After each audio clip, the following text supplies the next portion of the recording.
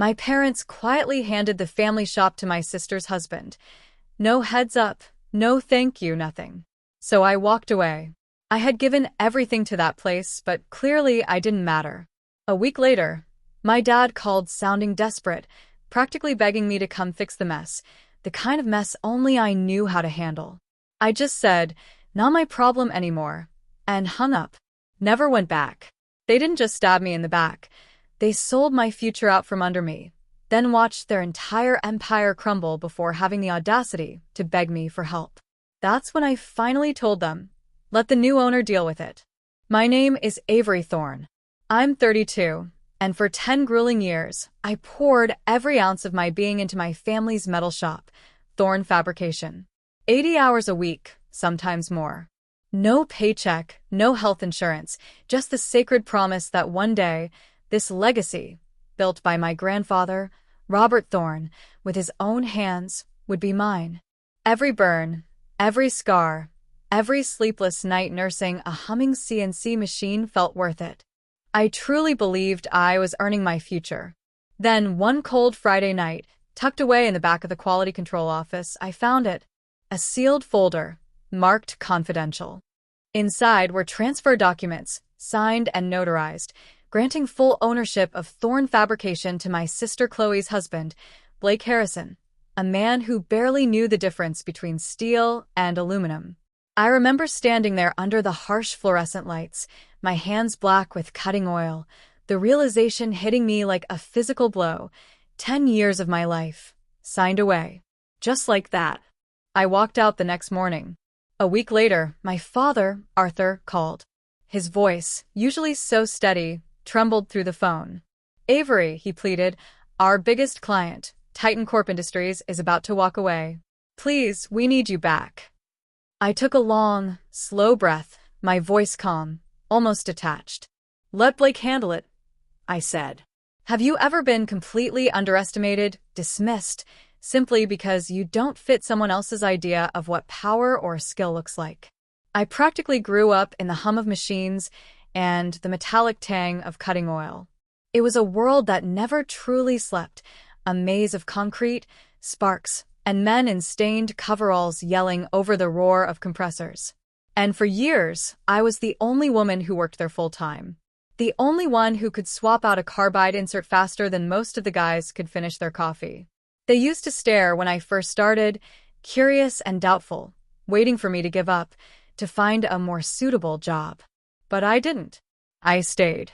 I learned every sound those machines made, every vibration through the concrete floor, every subtle smell that warned of trouble. The shop was a part of me, 3 generations deep. My grandfather, Robert, built it in 1970 with one battered CNC mill and a dream that smelled like steel and sweat. He started making tractor parts, sleeping on a cot in the corner because he couldn't afford to heat the place. When I was little, he'd let me sit on his knee, his big, calloused hand guiding mine to press the green cycle start button. I still remember the thrill when the spindle roared to life, the way the metal sang softly as it cut, like the heartbeat of something alive. He'd say, "Listen to the rhythm, Avery. The machine always tells you what it needs." When he passed, my father took over. Arthur wasn't a dreamer like Grandpa. He was practical, cautious, a man who measured worth in hours worked and numbers earned. But he loved the business, and I wanted to make him proud. After high school, while my sister Chloe went off to study marketing in Chicago, I enrolled in a technical institute. I wanted to program the machines, design jigs, make metal behave exactly as I wanted it to. When I graduated, I came straight back, believing I'd earned my place the old-fashioned way, by showing up earlier and staying later than everyone else. And I did. When I joined, we had 6 mills and 3 lathes. Within a decade, we grew to 10 mills and 5 lathes. We took on contracts with medical device manufacturers and aerospace suppliers. I ran the machines, designed the custom fixtures, handled quality control, and negotiated directly with clients whenever a drawing came in with impossible tolerances. If a part needed to be within 3 microns, it was my responsibility.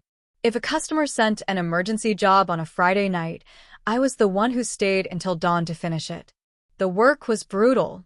The machines ran hot and loud. I can still smell the mix of coolant and oil that clung to my clothes, even after washing. My hands were permanently rough from deburring sharp edges, my nails trimmed short because anything else was impractical. I learned to read the machines by ear. A faint chatter meant a dull tool, a deeper hum, a high spindle load. When others couldn't figure out why a part was off, I'd stand beside the mill, listen for 10 seconds, and know exactly which offset to tweak. They called it intuition. I called it obsession. There were nights I'd look at the clock and realize it was 2 a.m., the entire industrial park dark except for the glow of our sodium lights. Sometimes, I'd sit on the loading dock, watching fog rise from the bay, my reflection staring back from oily puddles. I'd think, this is my life. This is the price of building something that lasts. Clients started asking for me by name. Engineers from huge firms sent their blueprints directly to Avery at Thorn Fabrication. One even joked, if she's on the job, we can stop worrying about the specs.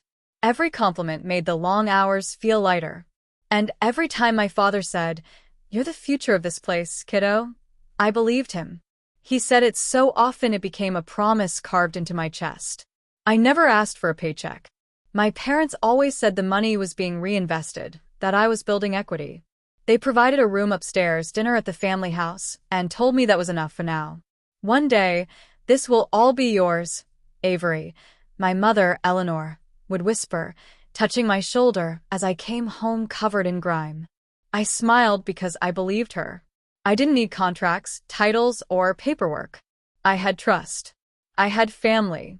And I had my hands, the same hands that once fit inside my grandfather's gloves, now calloused and steady, shaping metal the way he taught me.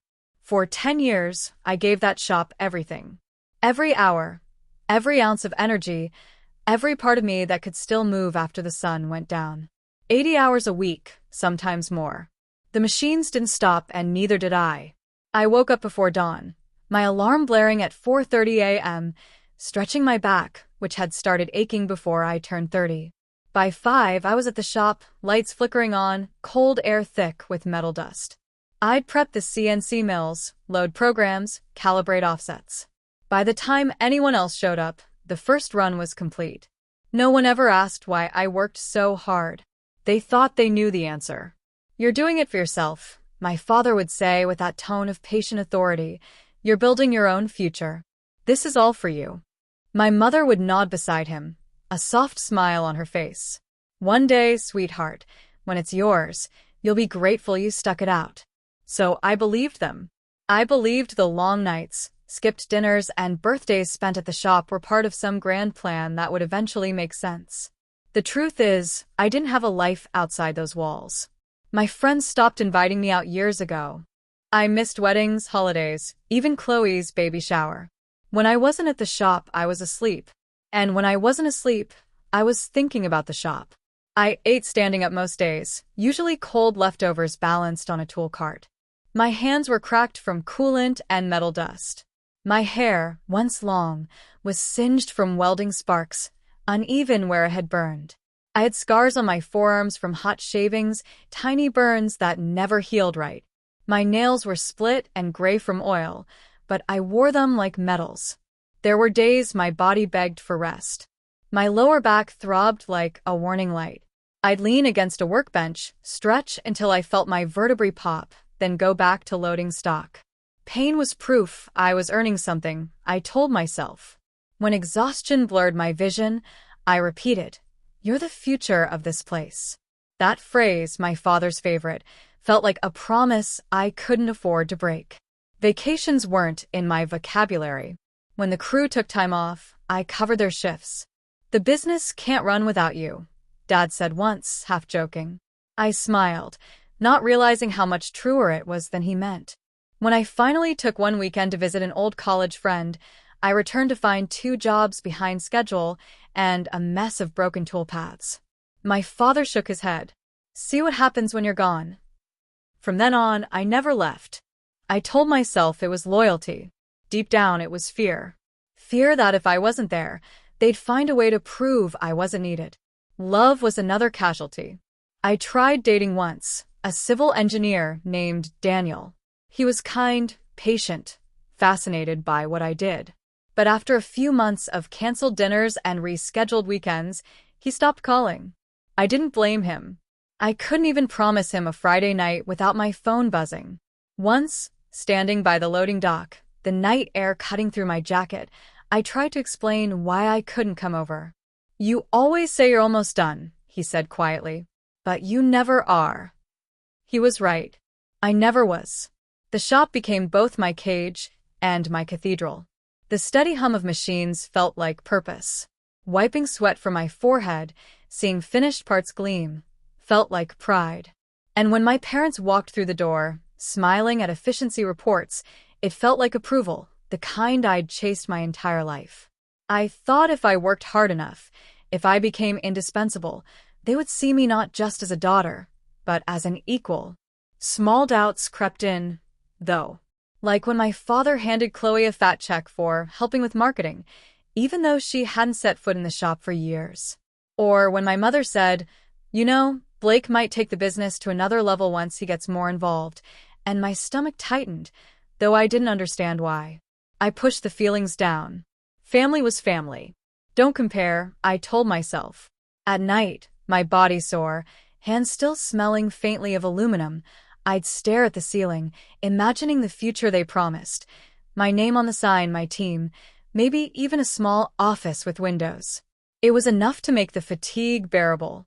I believed merit, like gravity, would eventually pull things into balance. But it never did. Looking back, my biggest mistake wasn't working too hard. It was believing fairness would happen on its own, that love and loyalty would naturally lead to justice. I thought if I was the best, if I carried every burden, if I proved myself beyond question, they'd have no choice but to give me what I'd earned. I was wrong. In a family business, merit doesn't always win. Sometimes it's silenced. Sometimes it's quietly replaced. And sometimes, you don't realize you've been erased until it's too late. It was around 2020 when Blake Harrison entered my life, or rather, invaded it. He came in wearing press shirts, polished shoes, and the practiced confidence of someone who'd read more business books than he'd lived real days in a factory. Chloe brought him home for dinner, her voice practically glowing. "Blake just finished his MBA at Northwestern," she cooed. "He's brilliant, Avery. You'll love how his mind works." Brilliant. That word hung in the air like a bad perfume.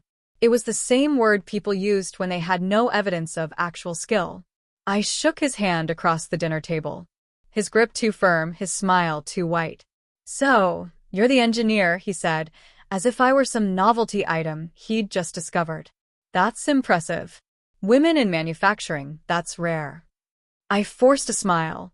I'd heard that line before, just not in such a patronizing tone. A few months later, my parents announced Blake would be joining the family business to modernize operations. Supposedly, he was there to digitize processes, build the brand, and develop new partnerships. The truth? He spent his first week walking around with his phone, taking photos of machines he didn't understand, posting them on the company Instagram with captions like, "Innovation never sleeps," or "Another successful day at Thorn Fabrication." The comments were mostly bots, but my parents were ecstatic. "Look at the engagement." Mom said, eyes shining. "He's bringing us into the modern age." Meanwhile, I was crawling under a jammed CNC lathe, covered in oil and metal dust. I remember looking at him across the shop, me in heavy gloves, sweat pouring down my neck, him sipping a $10 latte, scrolling on his tablet, and realizing how differently the same word, work, could look. Blake's schedule was generous. He'd show up around 10:30, sometimes 11, with a Starbucks cup in one hand and his Bluetooth headset in the other. "Just had a call with a potential partner," he'd say, even though his screen showed nothing but sports scores. He'd stay for a few hours, disappear for a lunch meeting, and return around 3, usually just in time to make one more post or chat with suppliers I'd already handled. By 4:30, he was gone. And yet, unlike me, Blake got paid. $60,000 a year, my mother proudly told me, as if announcing a promotion. "He's bringing real business expertise," she said. "We can't expect him to volunteer like you do." I stared at her, stunned. 10 years without a single paycheck. 10 years of grinding, bleeding, missing holidays. Now they were cutting checks for a man who didn't even know what G-code was. When Blake got his company truck, a brand new Ford F-150 with custom detailing, I didn't even pretend to smile. He needs reliable transportation for client visits, Dad said, handing him the keys. You still have your old pickup, right? I looked out at my rusted, 20-year-old Chevy, its cracked windshield and oil stains in the driveway. I didn't answer. I told myself it didn't matter. I was the engineer. He was just the figurehead. Let him play dress up. Let him stand in front of machines for photos and pretend he knew torque limits. The clients knew who actually got the job done. I convinced myself the work would speak for itself. But slowly, something shifted. During meetings, my parents began turning to him first. Blake, what do you think of this? Blake, maybe you could handle the client presentation. I'd sit across the table, covered in small cuts and bruises from the shop, watching as he talked in circles. Words like scalability, efficiency matrix, digital footprint. And they'd nod like he was speaking gospel. Sometimes he'd glance at me mid-sentence, just long enough to flash that polite, empty smile that said, "You stay in your lane." One evening, as we were closing up, I'd just finished a 14-hour day fine-tuning a titanium mold. Blake was near the front office, talking to Chloe. I overheard her laugh, a condescending sound. "Avery's the technical one," she said, "but Blake's the strategist. That's what keeps the business alive." That line cut deeper than any metal shard ever had. You're the technician. He's the strategist. As if execution was meaningless. As if years of sweat and scars were somehow less valuable than PowerPoint slides and buzzwords. It wasn't just favoritism anymore. It was rewriting history in real time, turning my labor into his legacy. I'd see posts online. Under Blake Harrison's leadership, Thorn Fabrication enters a new era of innovation.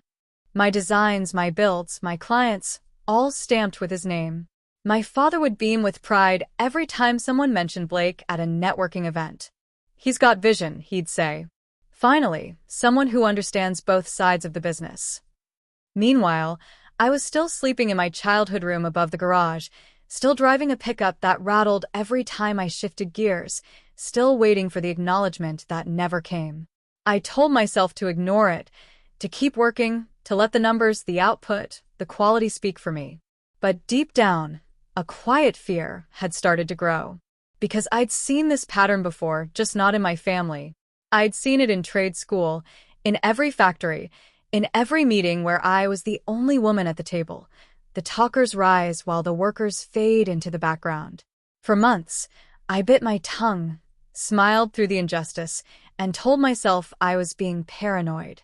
But every day Blake stayed longer in the office.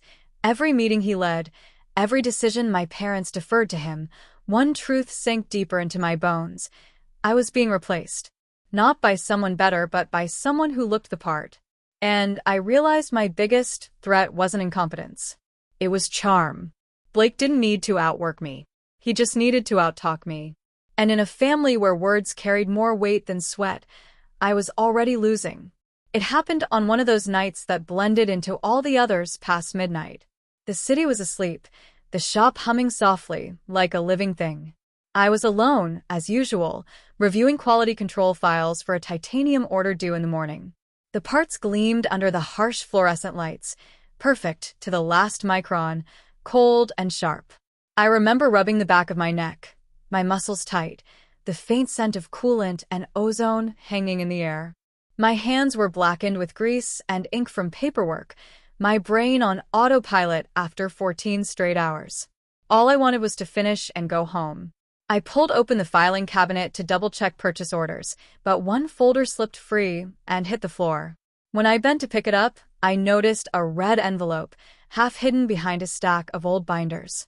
The bold, stamped letters read "Confidential." It wasn't mine. I'd never seen it. Something about the way it was tucked away made my stomach clench. I wiped my hands on a rag, sat at the desk, and hesitated for a second before sliding my finger under the seal. Inside were legal documents. pages of formal text and signatures that didn't make sense at first. The words transfer of ownership were printed at the top, clean and final. I kept reading, my eyes moving faster as understanding dawned. The new owner of Thorn Fabrication was Blake Harrison. Not my father, not my mother, not me. My name appeared only once, buried in an appendix labeled Employee List. The transfer had been signed, notarized, and dated 4 months earlier. My father's signature. My mother's. The ink looked fresh enough to still smell faintly of toner. My throat went dry. My chest tightened as if the air had thickened around me. I flipped through the pages again and again, hoping I'd miss something. Maybe a clause, an addendum, a single line that included me. There was nothing. The hum of the machines in the background seemed to fade, replaced by the pounding of my own heartbeat in my ears. For years, I had believed I was working towards something bigger, that all the hours and sacrifices were bricks in a foundation I'd one day inherit. Now, on cheap white paper, I was being erased from that story entirely. I stared down at my hands, oil-stained, scarred, fingertips rough from a decade of metal and heat. These were the hands that had built this place. Every machine, every fixture, every custom jig had passed through them. And yet, somehow they didn't count. My parents had chosen a man who couldn't tell a drill bit from a reamer over their own daughter. They had traded experience for image, sweat for charm, substance for show. The anger came fast, raw, and hot. I slammed the folder shut, the echo sharp against the metal walls. But beneath the anger was something worse, a deep, aching grief. Not for the loss of the business, but for the realization that the people I trusted most had never really seen me. I had spent a decade proving myself, and it still wasn't enough. I sat there for a long time, staring at the flickering light, replaying every conversation, "You're the future of this place," that suddenly felt like a lie. When the clock on the wall hit 3 a.m., I made my decision. I was done. I pulled out a piece of company letterhead and began to write, the pen shaking in my hand.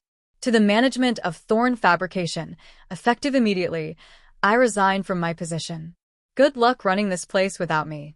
I signed it simply, Avery Thorn. When I set the pen down, a strange calm settled over me. The kind that comes right after a wound stops bleeding, when the pain is still there, but quieter.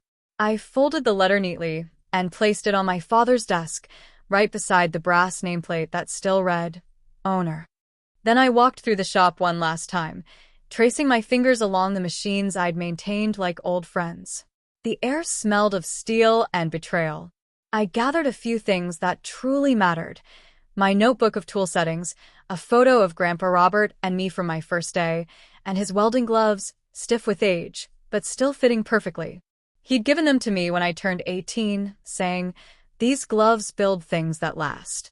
Don't ever hand them to someone who doesn't know how to use them." I slipped them into my bag. When I stepped outside, dawn was just breaking over the bay. The air was sharp, the sky streaked with gray and pale orange. For the first time in 10 years, I didn't have anywhere I needed to be. The parking lot was empty except for my old pickup, its hood dusted with frost.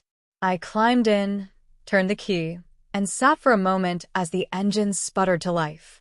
My reflection in the windshield looked older than 32, eyes tired, face lined, a decade of exhaustion and disappointment carved into every feature. As I pulled out, I didn't look back. The shop lights glowed behind me, a distant hum fading into silence. Grandpa Robert's gloves rested on the passenger seat, the leather worn smooth where his hands used to be. I placed mine over them, whispering, "I'm sorry, Grandpa. I tried." Then I drove away, leaving behind the building that had once felt like home, but now felt like a grave. For the first time, the road stretched open in front of me, cold, uncertain, but mine. 8 days passed. 8 long, quiet, disorienting days. The first few felt like detoxing from a life I didn't know had poisoned me. My body didn't understand what to do without the constant vibration of machines or the sharp tang of cutting fluid. I'd wake up at 5 a.m. out of habit, sit up in bed, feel that fleeting panic of being late, then remember there was nowhere to be. I was crashing at my friend Sarah's small apartment above her bakery. She didn't ask questions, just left coffee on the counter and gave me space to breathe. For the first time in a decade, I could smell something other than metal. By the 8th day, I had almost stopped checking my phone. The silence from my parents was louder than any argument could have been. I told myself they wouldn't reach out, that they'd double down on their decision and prove me right. I was wrong. That afternoon, while helping Sarah carry flour bags, my phone buzzed. I didn't recognize the number at first, but my chest tightened anyway. I wiped my hands and answered.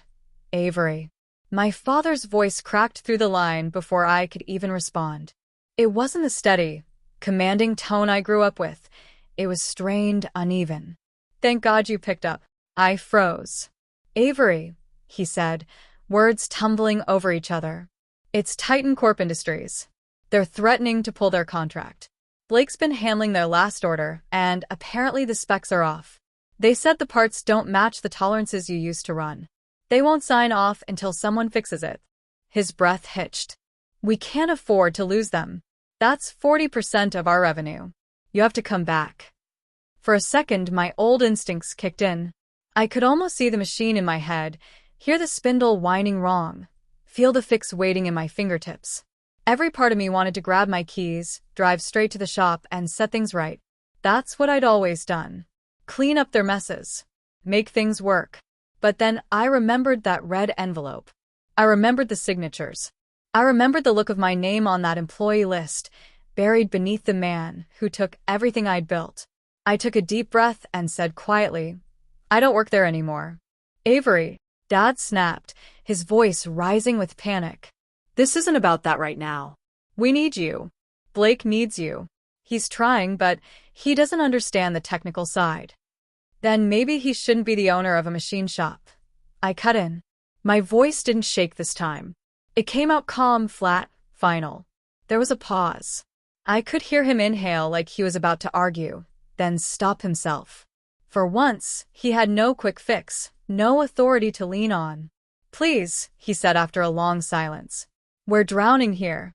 I stared out the window at the soft gray of late winter, the smell of yeast and cinnamon drifting up from the bakery.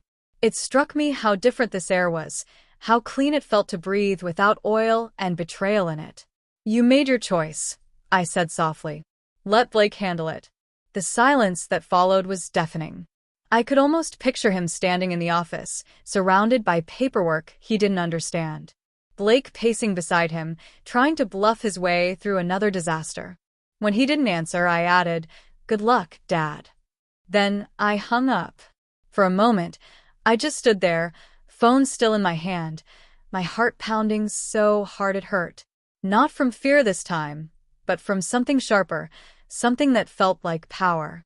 I turned the phone face down on the counter and exhaled, realizing my hands were shaking. Not because I was angry, but because for the first time in my life, I hadn't rushed back to fix things. I hadn't sacrificed myself for someone else's comfort. For 10 years, every boundary I'd had was blurred by obligation and guilt. But that one phone call, the plea in my father's voice, the quiet click of ending it, that became the line I'd never cross again. I wasn't their safety net anymore. I wasn't their unpaid labor or invisible heir. I was just Avery, and for the first time in a decade that felt like enough. It was a gray Sunday morning, the kind where the sky looks like brushed metal and the air smells faintly of rain. I had stopped at Miller's Diner, a small place on Jefferson Avenue that still served coffee in chipped mugs and played soft country music. I sat in my usual booth, eating scrambled eggs, trying to convince myself that this was what peace looked like. Quiet, unremarkable, ordinary. Then I saw them. At first, I thought my eyes were playing tricks on me. But when the door swung open and the bell chimed, I froze mid-bite. My parents walked in, followed closely by Chloe and Blake. My father's face was red, his jaw tight. My mother looked nervous, her hands clutched around her purse strap. Chloe had that look she always wore when she wanted to appear composed but was barely holding it together. And Blake, of course, stood behind them, perfectly pressed shirt, smug little half-smile, like he was walking into a boardroom. He thought he'd already won. They spotted me immediately. My mother hesitated, whispering something to my father, but he ignored her and marched straight to my table. The diner went quiet. Forks paused midair, conversations faded into the low hum of the fluorescent lights. "Avery," my father said, standing over me, his voice heavy with authority. "We need to talk."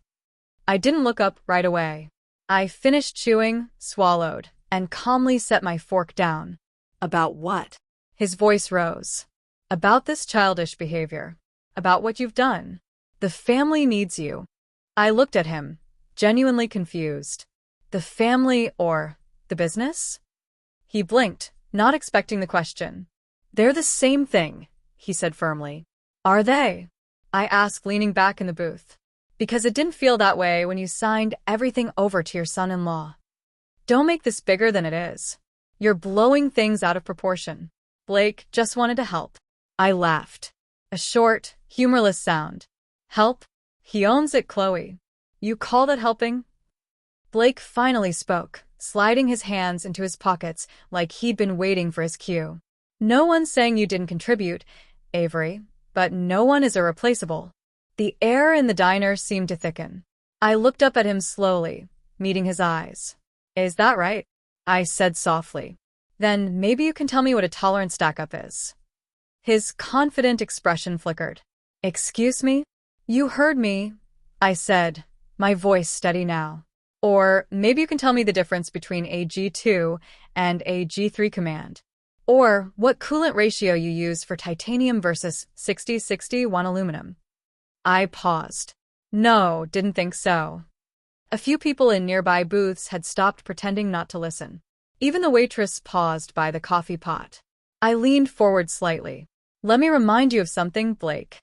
93% of the CNC drawings in that shop were written by me.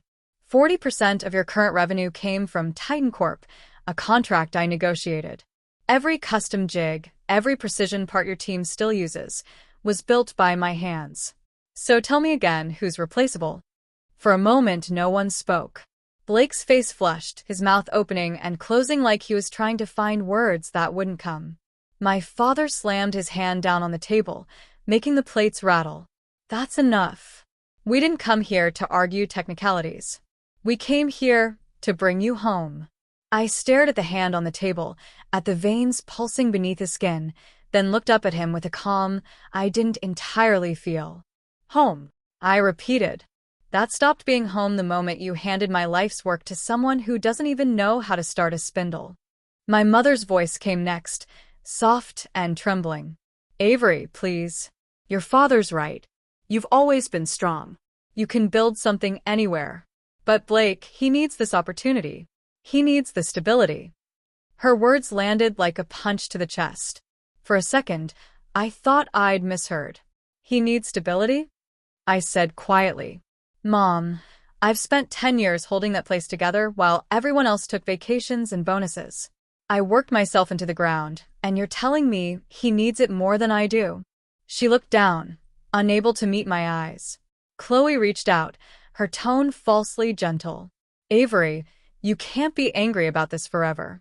It's business. You're brilliant at what you do. You'll land on your feet." I stood up slowly, the leather of the booth creaking beneath me. "You're right," I said.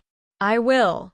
For a moment, the four of them stood there watching me, perhaps waiting for me to apologize, to cave, to become the dependable daughter again. But I was done. I picked up my bag, set a few bills on the table for the uneaten half of my breakfast, and turned to leave. As I walked past them, I stopped for just a second beside my mother. "You said he needs a chance," I said quietly. "Well, I gave you all 10 years of mine. Now it's my turn to walk away." I pushed open the diner door, the bell ringing sharply behind me.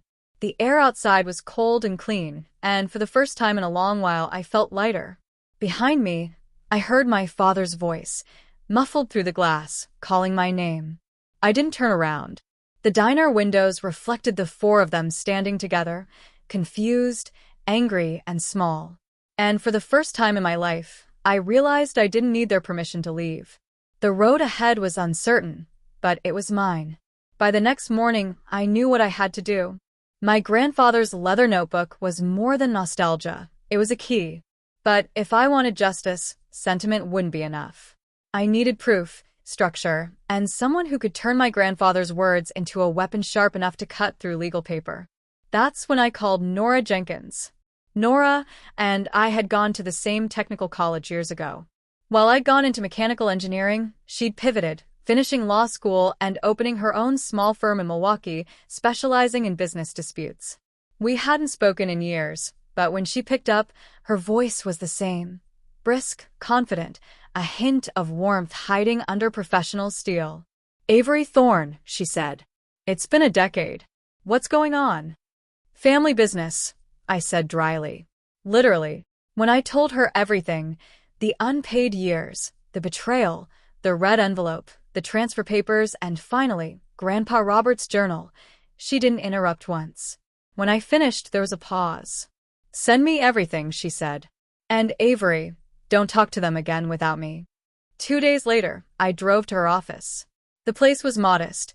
No marble floors or a receptionist with perfect hair, just shelves stacked with binders and a framed degree. Nora was at her desk, hair tied up, glasses perched low, flipping through the documents I'd sent. When she finally looked up, her eyes were bright. "Okay," she said, tapping the folder with her pen. "We can do this, but we need to be smart. We have to prove 3 things. 1, that you are the technical backbone of the business. 2, that your parents' transfer to Blake violates your grandfather's founder intent.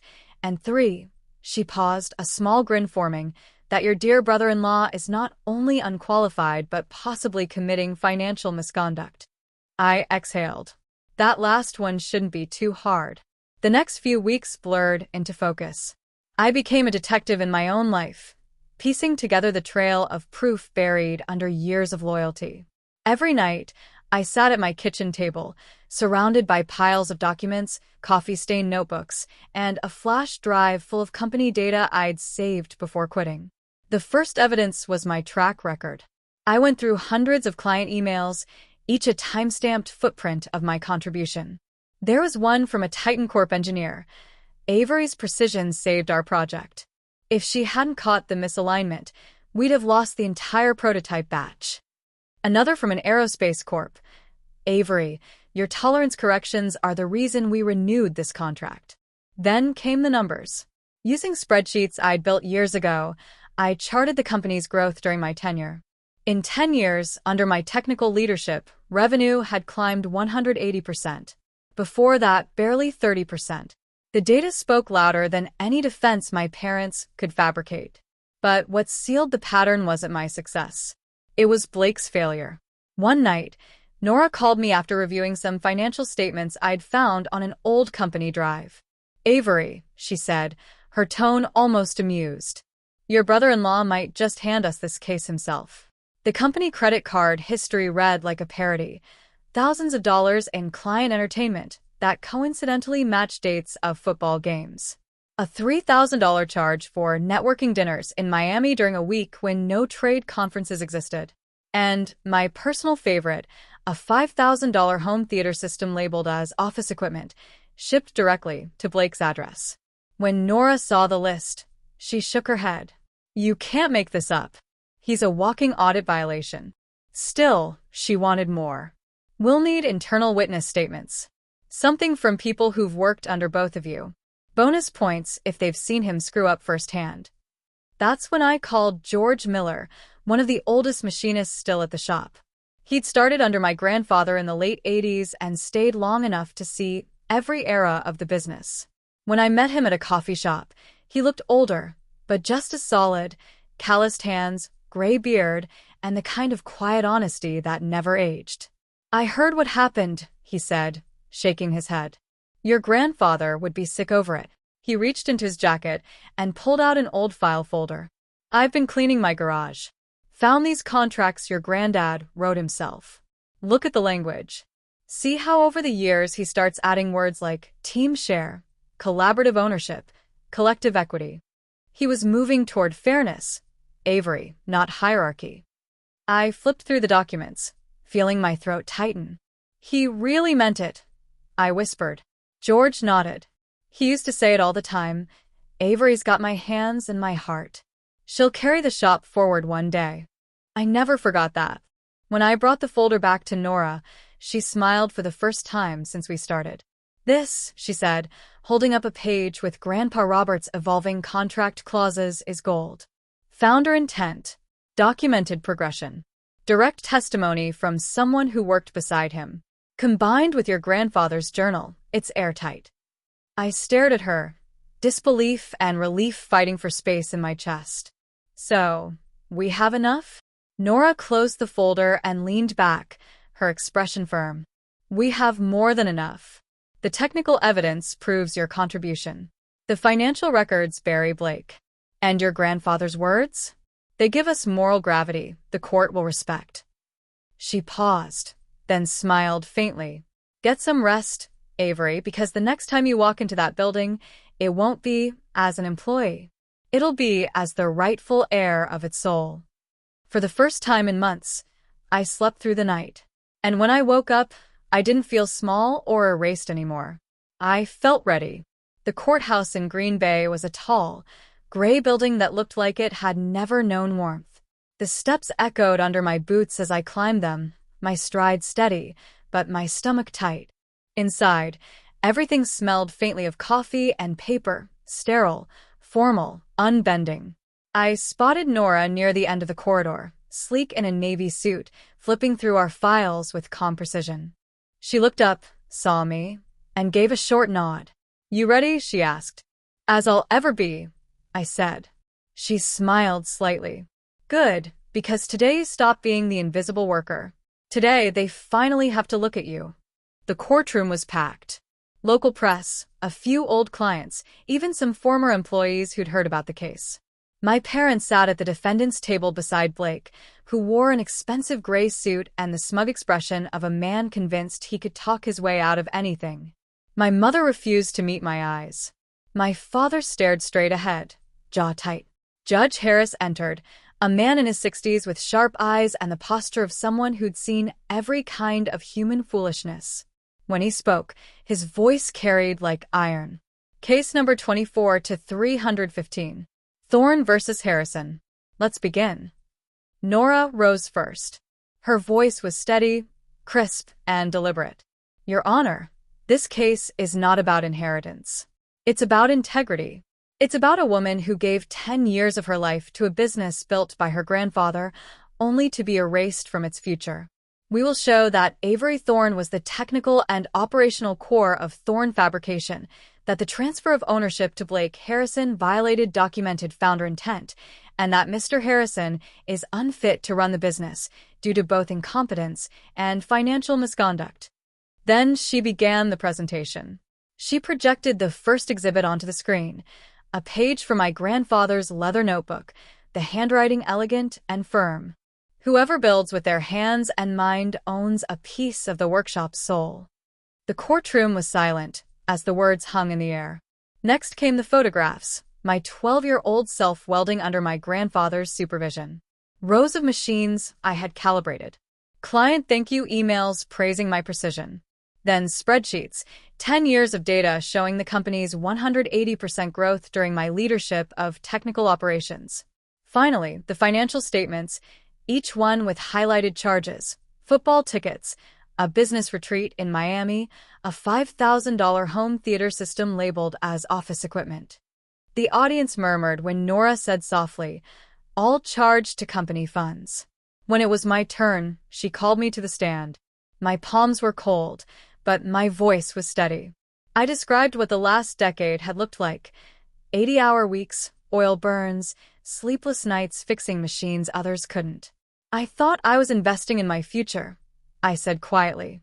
"My parents told me I was working for something that would one day be mine. I didn't realize I was building a throne for someone else." Then came Blake's turn. He strutted to the witness stand, flashing his practiced smile. His lawyer, a man from Milwaukee with a slick tie and a smooth voice, began gently. "Mr. Harrison, could you explain your role at Thorne Fabrication?" Blake straightened his shoulders. "I modernized the company's marketing, introduced digital strategy, and brought us into the 21st century. Before me, there was no online presence, no outreach. Nora stood up. Cross-examination, Your Honor. Judge Harris nodded. Proceed. She approached slowly, like a surgeon preparing an incision. Mr. Harrison, she said, you claim to have modernized operations.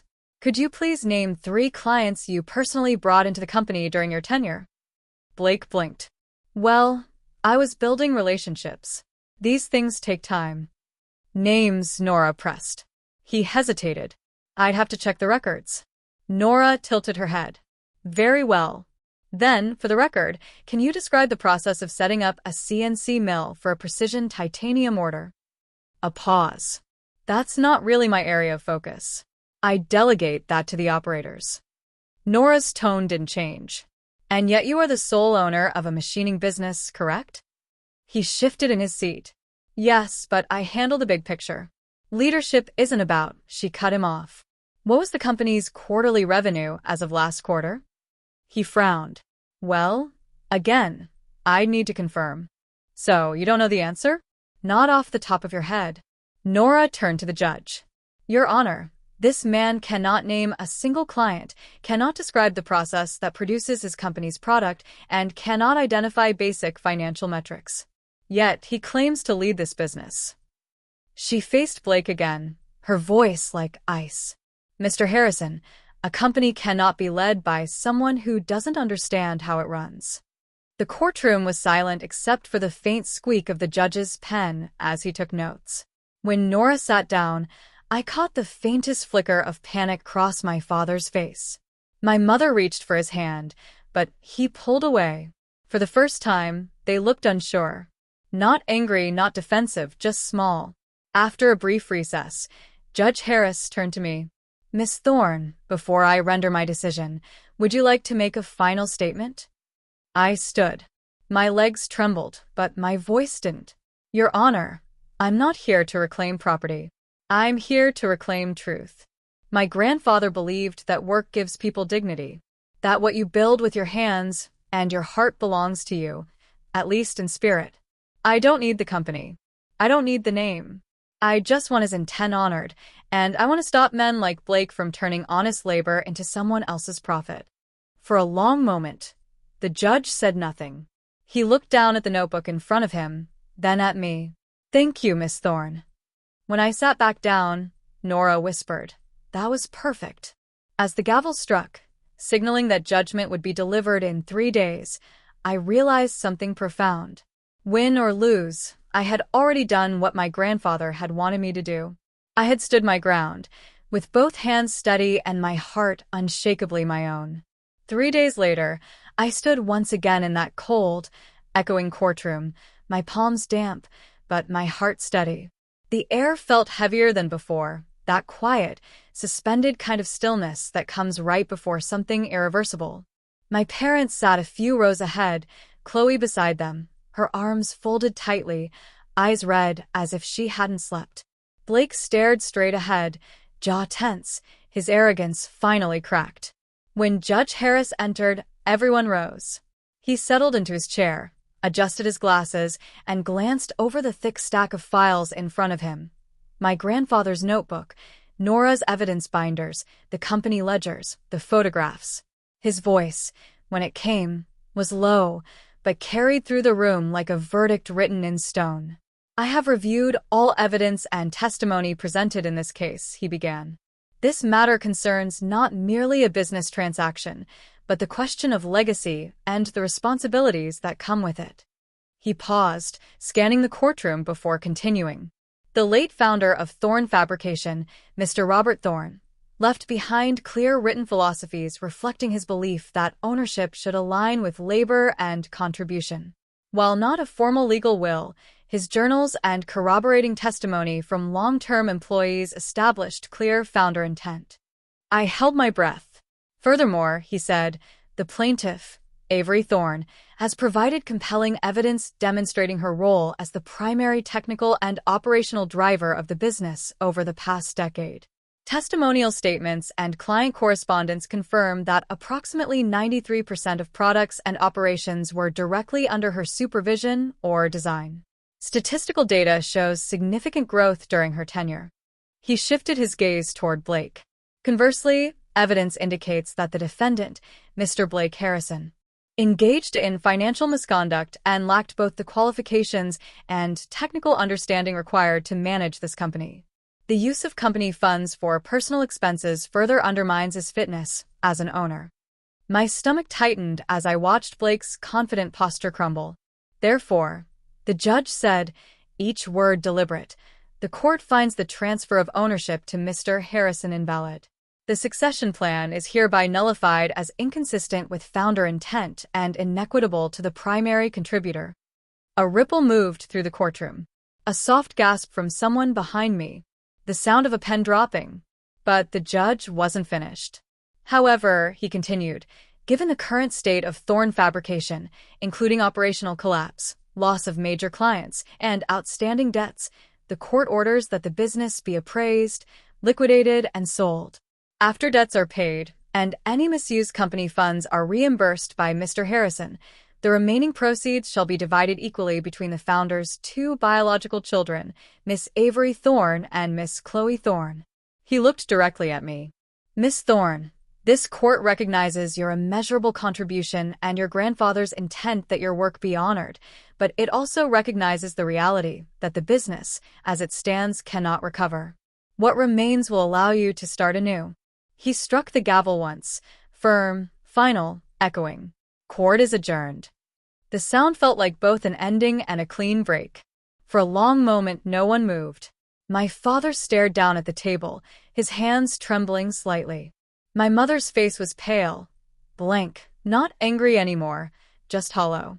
Chloe leaned toward her husband, whispering something sharp that made him flinch. Nora exhaled beside me, gathering her papers, but her eyes softened when she turned to me. You won, she said quietly. I nodded, but the words didn't feel like victory. I know. Outside, the afternoon light was cold and bright against the courthouse steps. I stood there for a while, letting it hit my face, letting the noise of the world replace the silence of judgment. Reporters lingered near the curb, murmuring, but no one approached. I think they could tell this wasn't the kind of story that ended with celebration. 2 months later, after the sale of the company and the deductions for debt and restitution, I received the final number, $63,000.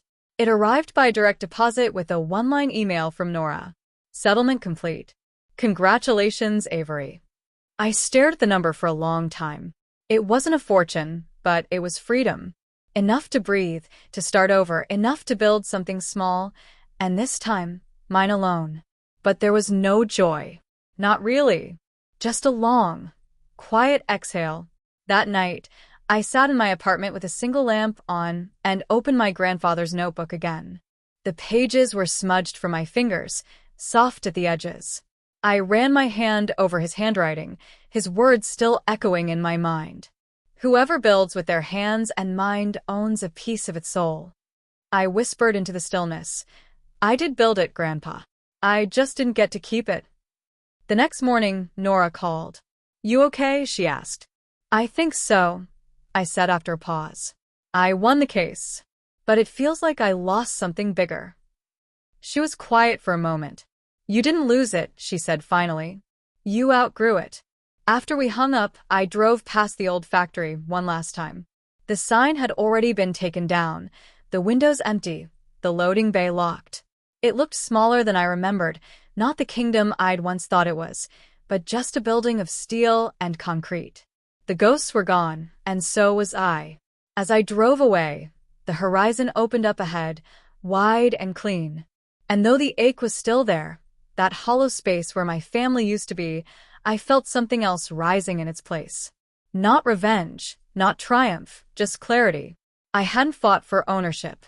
I had fought for truth, for the right to stand beside my grandfather's memory and say, I kept my part of the promise.